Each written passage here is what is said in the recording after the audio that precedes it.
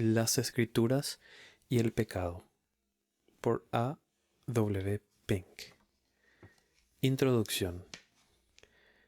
Hay una razón muy seria para creer que gran parte de la lectura de la Biblia y de los estudios bíblicos de los últimos años han sido de muy poco provecho espiritual para aquellos que han realizado la lectura y los estudios. Pero aún voy a decir más. Mucho me temo que en varios casos todo ello ha resultado más bien en una maldición que en una bendición. Este es un lenguaje duro, lo acepto. Sin embargo, no creo que sea más duro de lo que requiere el caso. Los dones divinos son mal usados y se abusa de la misericordia divina. Que esto es verdad lo confirma la escasez de los frutos cosechados. Incluso el hombre natural emprende el estudio de las Escrituras, y lo hace con frecuencia, con el mismo entusiasmo y placer con que podría estudiar las ciencias. Cuando se trata de este caso, su caudal de conocimiento incrementa, pero lo mismo ocurre con su orgullo. Como el químico ocupado en hacer experimentos interesantes, el intelectual que escudriña la palabra se entusiasma cuando hace algún descubrimiento en ella. Pero el gozo de este último no es más espiritual de lo que sería del químico y sus experimentos. Repitámoslo. Del mismo modo que los éxitos del químico generalmente aumentan su sentimiento de importancia propia y hacen que mire con cierto desdén a otros más ignorantes que él, por desgracia, ocurre esto también con los que han investigado cronología bíblica, tipos, profecía y otros temas semejantes. La palabra de Dios puede ser estudiada por muchos motivos. Algunos la leen para satisfacer su orgullo literario. En algunos círculos ha llegado a ser respetable y popular el obtener un conocimiento general del contenido de la Biblia simplemente porque se considera como un defecto en la educación el ser ignorante de la misma. Algunos la leen para satisfacer su sentimiento de curiosidad, como podrían leer otro libro notable. Otros la leen para satisfacer su orgullo sectario. Consideran que es un deber el estar bien versados en las doctrinas particulares de su propia denominación y por ello buscan asiduamente textos base en apoyo de sus doctrinas. Aún otros la leen con el propósito de poder discutir con éxito con aquellos que difieren de ellos. Pero en todos estos casos no hay ningún pensamiento sobre Dios, no hay anhelo de edificación espiritual y por tanto no hay beneficio real para el alma. ¿En qué consiste, pues, el beneficiarse verdaderamente de la palabra? ¿No nos da segunda de Timoteo capítulo 3 versículo 16 y 17 una respuesta clara a esta pregunta? Leemos allí: toda la Escritura es inspirada por Dios y útil para enseñar, para redarguir, para corregir, para instruir en justicia, a fin de que el hombre de Dios sea perfecto, enteramente preparado para toda buena obra. Obsérvese lo que aquí se omite. La Santa Escritura no es dada, no para la gratificación intelectual o la especulación carnal, sino para prepararnos para toda buena obra y para enseñarnos, corregirnos, instruirnos. Vamos a esforzarnos en ampliar esto con la ayuda de otros pasajes. 1. Ser convencido de pecado. Un individuo se beneficia espiritualmente cuando la palabra le redarguye o convence de pecado. Esta es su primera misión, revelar nuestra corrupción, exponer nuestra bajeza, hacer notoria nuestra maldad. La vida moral de un hombre puede ser irreprochable, sus tratos con los demás impecables, pero cuando el Espíritu Santo aplica la palabra a su corazón y a su conciencia, abriendo sus ojos cegados por el pecado para ver su relación y actitud hacia Dios, exclama: ¡ay de mí, que soy muerto! Isaías capítulo 6, versículo 5. Es así que toda alma verdaderamente salvada es llevada a comprender su necesidad de Cristo. Los que están sanos no tienen necesidad de médico, sino los enfermos. Lucas capítulo 5, versículo 31. Sin embargo, no es hasta que el Espíritu aplica la palabra con poder divino que el individuo comprende y siente que está enfermo de muerte. Esta convicción que le hace comprender la destrucción que el pecado ha realizado en la constitución humana no se restringe a la experiencia inicial que precede inmediatamente a la conversión. Cada vez que Dios bendice su palabra en mi corazón, me hace sentir cuán lejos estoy, cuán corto me quedo del estándar que ha sido puesto delante de mí. Sed santos en toda vuestra manera de vivir. 1 Pedro capítulo 1, versículo 15. Aquí pues se aplica la primera prueba. Cuando leo las historias de los fracasos deplorables que se encuentran en las Escrituras, ¿me hace comprender cuán tristemente soy como uno de ellos?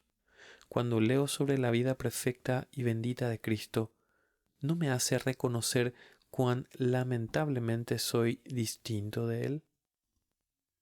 2. Sentirse triste por el pecado. Un individuo se beneficia espiritualmente cuando la Biblia le hace sentir triste por su pecado. Del oyente, que es como el terreno pedregoso, se nos dice que oye la palabra y al momento la recibe con gozo, pero no tiene raíz en sí. Mateo capítulo 13, versículo 20 y 21. Pero de aquellos que fueron convictos de pecado bajo la predicación de Pedro, se nos dice que se compungieron de corazón. Hechos capítulo 2, versículo 37. El mismo contraste existe hoy. Muchos escuchan un sermón florido o un mensaje sobre la verdad dispensacional, que despliega poderes de oratoria o exhibe la habilidad intelectual del predicador, pero en general contiene poco material aplicable a escudriñar la conciencia. Se recibe con aprobación, pero nadie se humilla delante de Dios, ni nadie es llevado a una comunión más íntima con Él, por medio del mismo. Pero cuando un fiel siervo de Dios, que por la gracia no está procurando adquirir reputación por su brillantez, hace que la enseñanza de la Escritura ilumine el carácter y la conducta, exponiendo los tristes fallos de incluso los mejores en el pueblo de Dios. Y aunque muchos creyentes desprecien al que da el mensaje, el que es verdaderamente regenerado estará agradecido por el mensaje que le hace gemir delante de Dios y exclamar: miserable de mí. Romanos capítulo 7, versículo 24. Lo mismo ocurre en la lectura privada de la palabra. Cuando el Espíritu Santo la aplica de tal manera que me hace ver y sentir la corrupción interna, es cuando soy realmente bendecido. ¿Qué palabras se hallan en Jeremías 31:19? Después que reconocí mi falta, herí mi muslo, me avergoncé y me confundí. ¿Tienes alguna idea, querido lector, de una experiencia semejante? ¿Te produce el estudio de la palabra un arrepentimiento así y te conduce a humillarte delante de Dios? te redarguye de pecado, de tal manera que eres llevado a un arrepentimiento diario delante de Él? El cordero pascual tenía que ser comido con hierbas amargas. Éxodo capítulo 12, versículo 8. Y del mismo modo, a los que nos alimentamos de la palabra, el Espíritu Santo nos la hace amarga, antes de que se vuelva dulce al paladar. Nótese el orden en Apocalipsis capítulo 10, versículo 9. Y fue el ángel diciéndole que me diese el librito, y él me dijo, toma y cómelo, y te amargará el vientre, pero en tu boca será dulce como la miel. Esta es siempre la experiencia. Debe haber duelo antes del consuelo. Mateo 5:4. Humillación antes de exaltación. Primera de Pedro capítulo 5, versículo 6. 3. Confesar el pecado. Un individuo se beneficia espiritualmente cuando la palabra le conduce a la confesión de pecado. Las Escrituras son útiles para corregir. Segunda de Timoteo capítulo 3, versículo 16. Y un alma sincera reconocerá sus faltas. Se dice de los que son carnales, porque todo aquel que hace lo malo aborrece la luz y no viene a la luz, para que sus obras no sean reprendidas. Juan capítulo 3, versículo 20. Dios, sé propicio a mí, pecador. Lucas capítulo 18, versículo 13. Es el grito de un corazón renovado, y cada vez que somos avivados por la palabra, Salmo 119, hay una nueva revelación y un nuevo confesar nuestras transgresiones ante Dios. El que encubre sus pecados no prosperará, pero el que los confiesa y se aparta alcanzará misericordia. Proverbios capítulo 28, versículo 13. No puede haber prosperidad o fruto espiritual, Salmo 1:3, mientras escondamos en nuestro pecho nuestros secretos culpables. Solo cuando son admitidos libremente ante Dios y de forma detallada, podemos alcanzar misericordia. No hay verdadera paz para la conciencia y no hay descanso para el corazón cuando enterramos en él la carga de un pecado no confesado. El alivio llega cuando abrimos nuestro seno a Dios. Notemos bien la experiencia de David. Mientras callé, se envejecieron mis huesos en mi gemir de todo el día, porque de día y de noche se agravó sobre mí tu mano. Se volvió mi verdor en sequedades de verano. Salmos capítulo 32, 3 y 4. ¿Es este lenguaje figurativo y vívido algo ininteligible para ti? ¿O más bien cuenta tu propia historia espiritual? Hay muchos versículos de la Escritura que no son interpretados satisfactoriamente por ningún comentario, excepto el de la experiencia personal. Bendito verdaderamente es lo que sigue a continuación, que dice: mi pecado te declaré y no encubrí mi iniquidad. Dije: confesaré mis transgresiones a Jehová, y tú perdonaste la maldad de mi pecado. Salmo capítulo 32, versículo 5. 4. Aborrecer profundamente al pecado. Un individuo se beneficia espiritualmente cuando la palabra produce en él un profundo aborrecimiento del pecado. Los que amáis a Jehová, aborreced el mal. Salmo capítulo 97, versículo 10. No podemos amar a Dios sin aborrecer aquello que Él aborrece.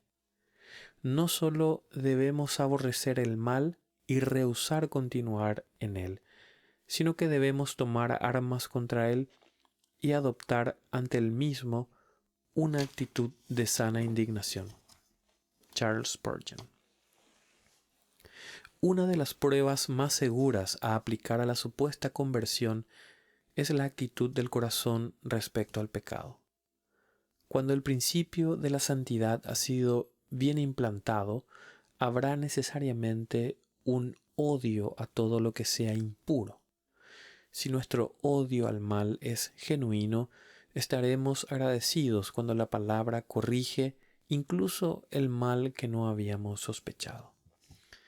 Esta fue la experiencia de David. De tus mandamientos he adquirido inteligencia, por tanto he aborrecido todo camino de mentira. Salmo 119, 104. Fijémonos bien, que no dice abstenerse sino odiar. Por eso estimé rectos todos tus mandamientos sobre todas las cosas, y aborrecí todo camino de mentira. Salmo 119, 128. Pero lo que hace el malvado es completamente opuesto, pues tú aborreces la corrección y echas a tu espalda mis palabras. Salmo 50, 17.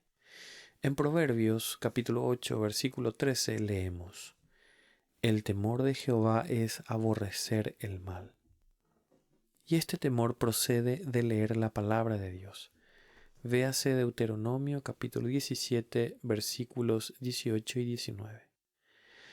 Con razón se ha dicho: hasta que se odia el pecado no puede ser mortificado.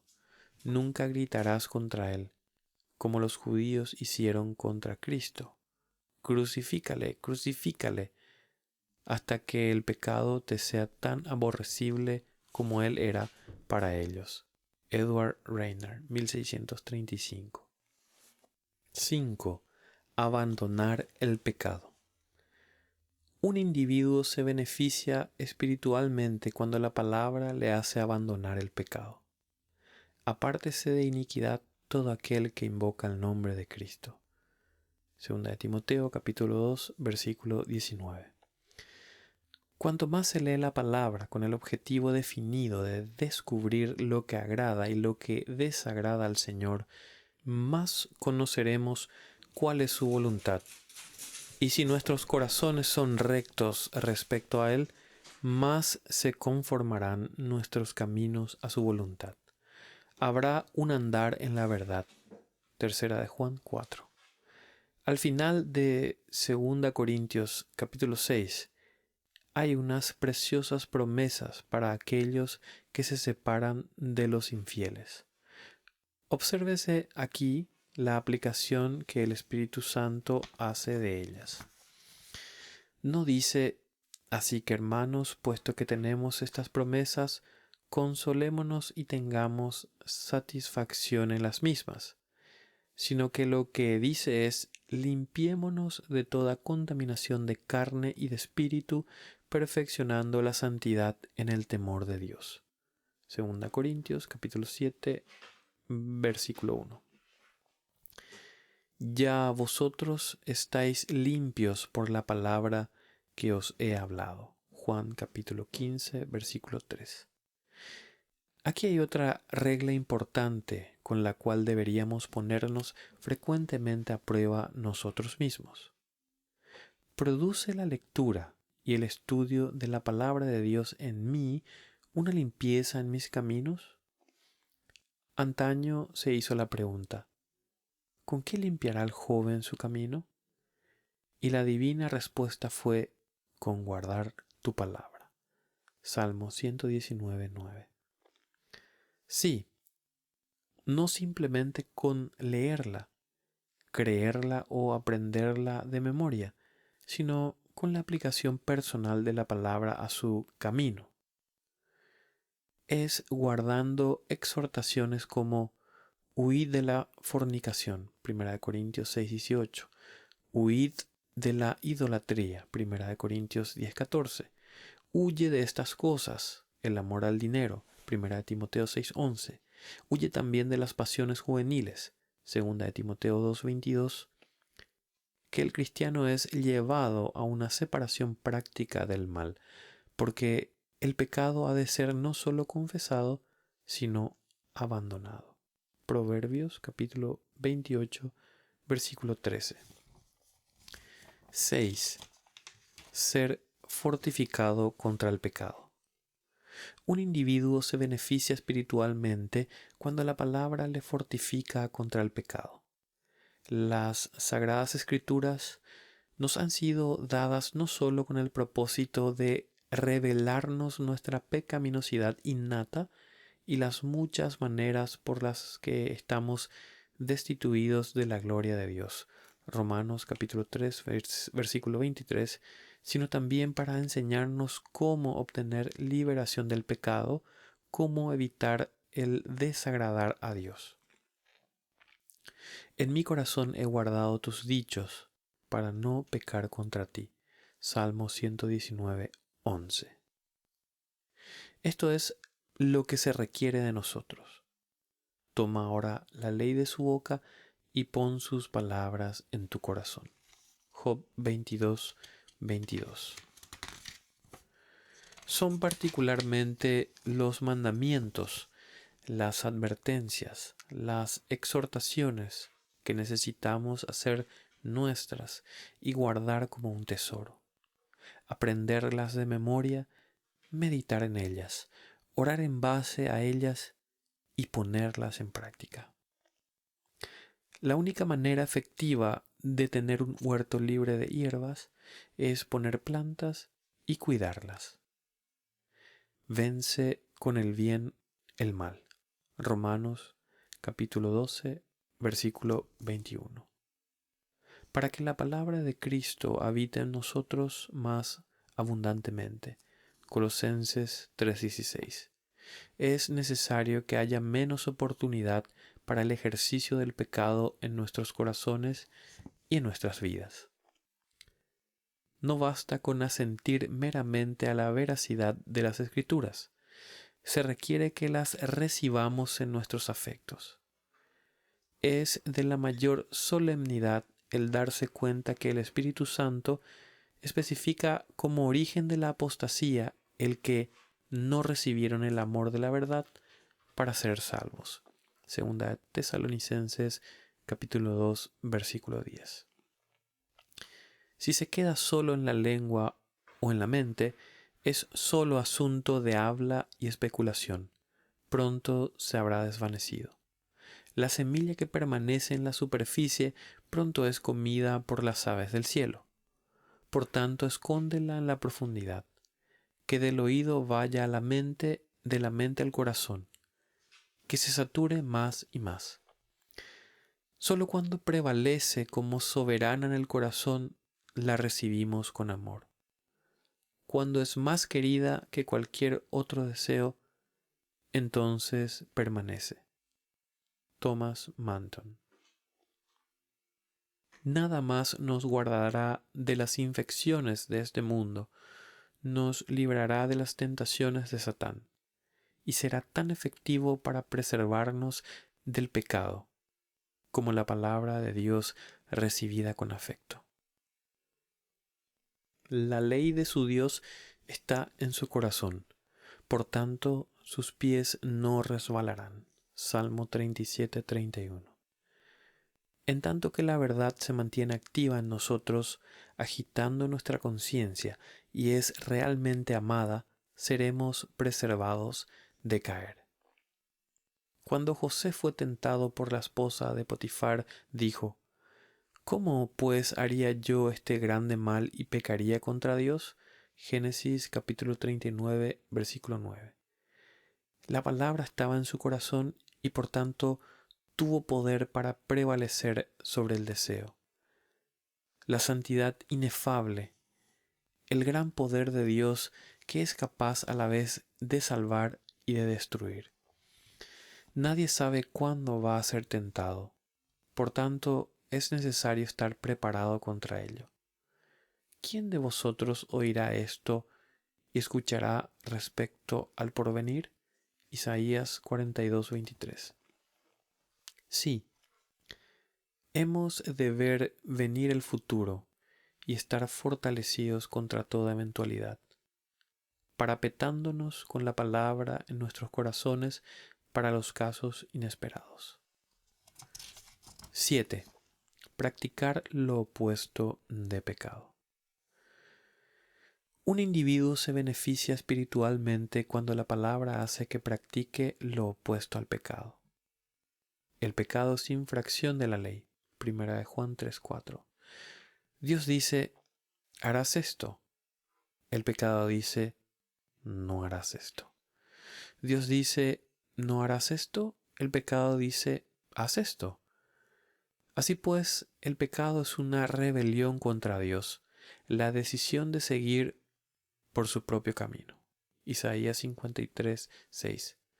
Por tanto, el pecado es una especie de anarquía en el reino espiritual y puede compararse a hacer señales con una bandera roja en la cara de Dios. Por otra parte, lo opuesto a pecar contra Dios es el someterse a Él, tal como lo contrario al desenfreno y licencia es el sujetarse a la ley.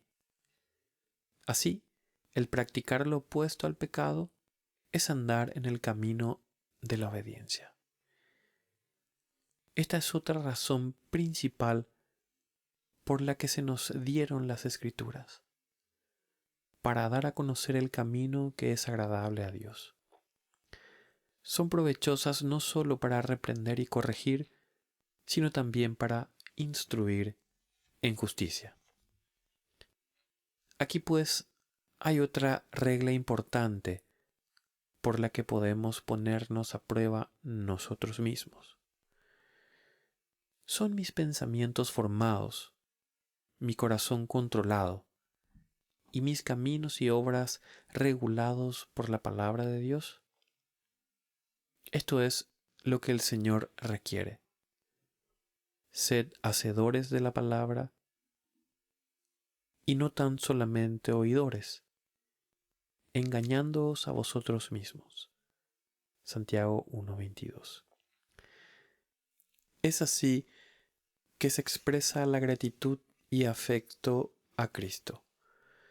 Si me amáis, guardad mis mandamientos. Juan 14:15. Para esto es necesario la ayuda divina.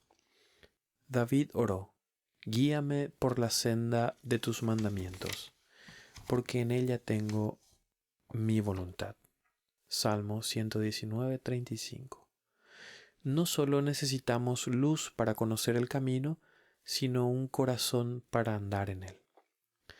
Es necesario tener dirección a causa de la ceguera de nuestras mentes, y los impulsos efectivos de la gracia son necesarios a causa de la flaqueza de nuestros corazones.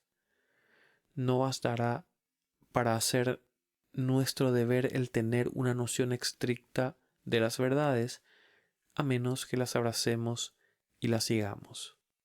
Manton. Notemos que es la senda de tus mandamientos, no un camino escogido por nosotros mismos, sino uno ya trazado por Dios. No es una carretera pública, sino un camino privado. Conclusión. Que el autor y el lector con sinceridad y diligencia se midan, como en la presencia de Dios, con las 7 medidas que hemos enumerado. ¿Te ha hecho el estudio de la Biblia más humilde o más orgulloso del conocimiento que has adquirido? ¿Te ha levantado en la estimación de tus prójimos o te ha conducido a tomar una posición más humilde delante de Dios? ¿Te ha producido un aborrecimiento más profundo y una prevención contra ti mismo o te ha hecho más indulgente y complacido de ti mismo?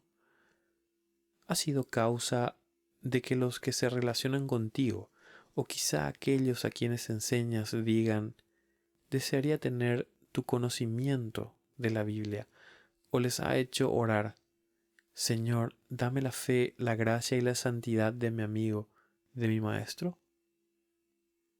Ocúpate en estas cosas, permanece en ellas, para que tu aprovechamiento sea manifiesto a todos. Primera de Timoteo, capítulo 4, versículo 15.